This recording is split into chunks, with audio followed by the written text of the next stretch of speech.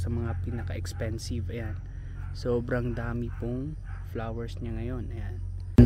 Magandang araw po mga ka-apple. So andito po tayo ngayon sa likod ng aming bahay. So dito po nagsimula yung apple farming ko.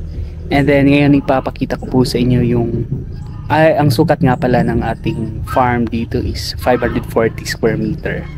So ngayon ipapakita ko po sa inyo itong isa sa mga pinakamahal na lime na na-collect natin. So usual makikita natin ito sa Australia daw po yung origin ito. So na-vlog ko na po ito last time, and then ngayon ipapakita ko po sa inyo yung hitik na puno ng caviar lime na namumulaklak na po dito sa likod ng bahay, which is yung first orchard po natin. So ayan, meron din po mga flowering na ayan, sa likod po.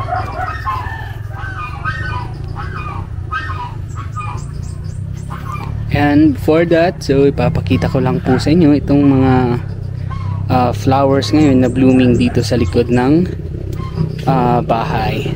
And so meron tayong isang, so ito po yung ating caviar lime. And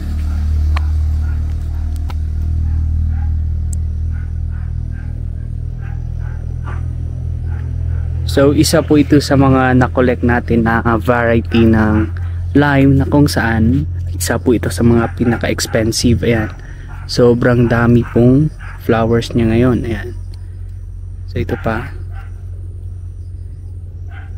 Ayan.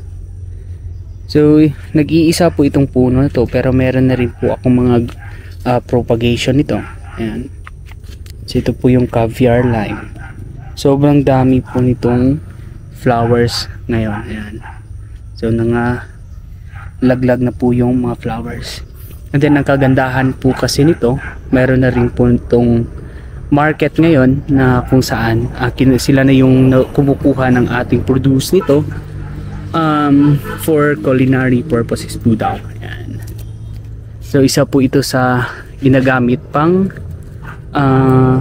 luto ng mga chef. Ayan, sobrang dami po ngayong bulaklak nitong ating caviar lime. Ayan. And then may nakita na po tayo ngayong insects na nagpo-pollinate po nito. Ayan. So maliit lang po itong punong to, and then nakapat lang po. Ayan. So pwede po tayong magtanim nito sa mga backyard natin. Ayan. Ito yata yung pinakamaraming na-produce niya na flowers, and hopefully magiging bunga po talaga ito.